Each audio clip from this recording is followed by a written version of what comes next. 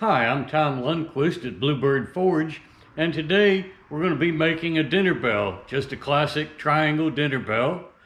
First thing up is that we need to know what tools to use. I'll be using my hammer, my anvil, and vise. I'll be using a cut-off Hardy, a pair of simple bolt tongs, a short section of 1/2-inch gas pipe. This is the black pipe, not the galvanized pipe that they used to use for gas. And you'll notice that I've painted the end of it so that I know which end is the handle and don't accidentally pick up the hot end. I'll also be using this bending fork,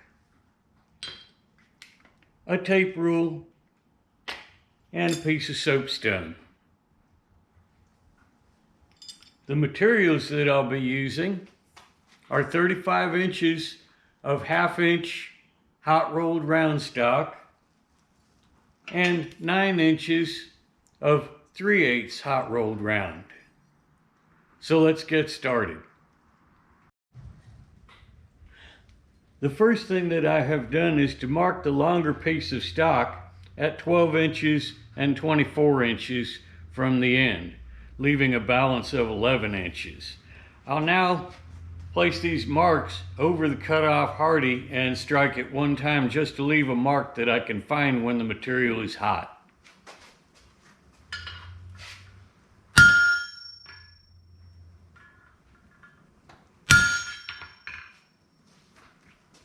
So you can see this little mark that I've got here.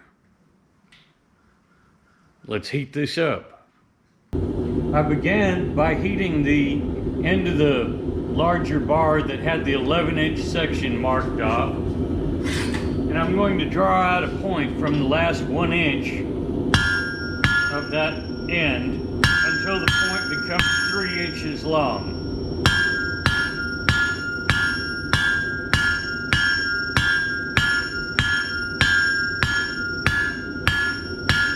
And now I'm going to hammer on the corners to make that square taper octagonal. And finally I'll just roll the piece and hammer on all the corners.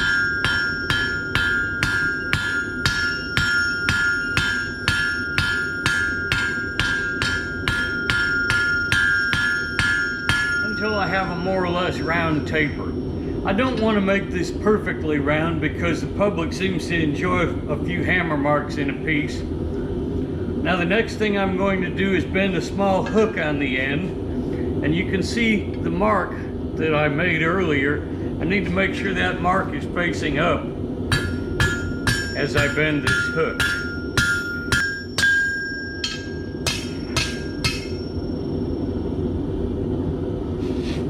That way, when I make a bend at this point, the hook will be on the outside of the bend. So now I'm going to heat up right where this mark is so that I can make the first bend in the triangle. Once I have the heat, I'm going to clamp the stock in the vise right up at the top of the jaws. And I want the mark that I made to be sticking out about 1/4 of an inch on the outside of the jaw. Now I'll slip my pipe over the end of the stock, and this controls exactly where the bend will be. And I'm just going to bend this, and I'll use my tape measure to mark from the other mark, or to measure from the other mark over to the hook end.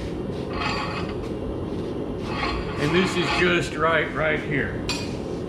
Now I'll take this to the anvil and make sure that all of this is flat and in the same plane. By laying the bent portion of the bell on the anvil and just tapping, I can make sure that all of this is flat. Now it's time to wire brush this part that's already done, just to take off the accumulated scale.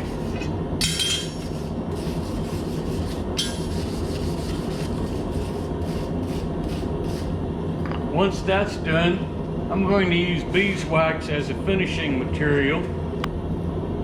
And now it is hot enough that I can still get the wax to melt, and yet it won't burn off.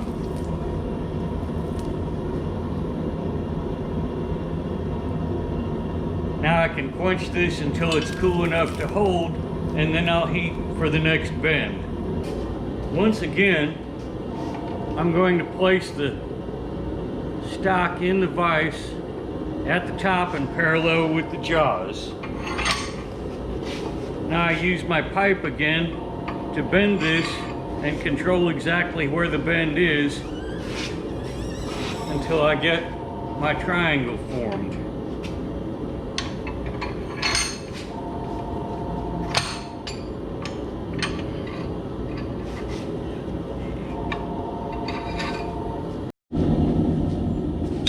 Again, I'm making sure that the whole triangle lays flat.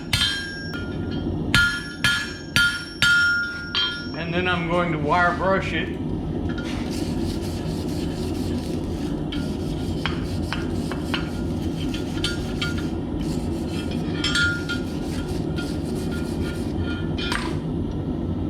And apply a little beeswax. This can blend in with the previous coat over here. And as necessary, I may have to quench it a little bit to keep the wax from burning off. I'm going to start making the striker by flattening 3 inches at the end of the 9-inch piece that I started with.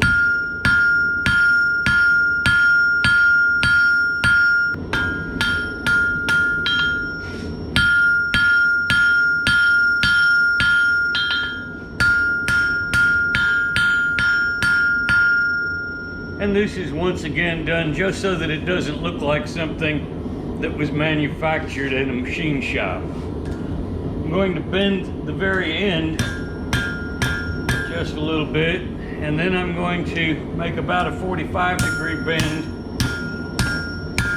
at the end of where it's been flattened. Now I'll reheat. I finished the striker by bending a crook on the end of the handle. And I want to make sure that this crook leaves a gap between the end and the other part that is larger than the size of the stock that I'm using for the bell. I'm bending this to make sure that it hangs straight down. And then the last thing to do here is to wire brush it and wax it.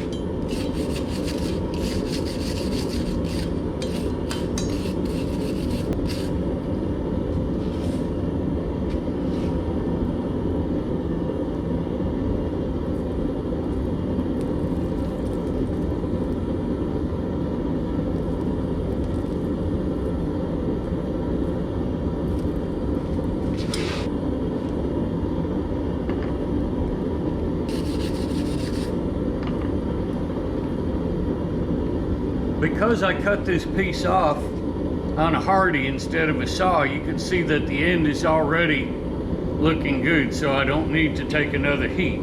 So now I'm all done with the forging on this, and the last thing to do is to let it cool, and then I can put a hanger on the bell portion. To make the hanger, I'm using 18 inches of leather thong, which you can get at a craft shop or a leather shop. You could also use a piece of cord, as long as you don't use a chain or something metal, because the metal will deaden the ring of the bell. I just doubled it over and tied a simple knot in the end. Now I'm going to loop this over so that the loop goes around the 2 other parts. Put that on my bell and tighten it up.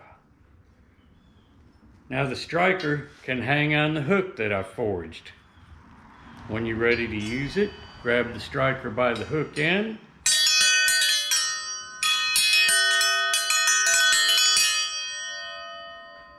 And that's how you make a simple classic dinner bell.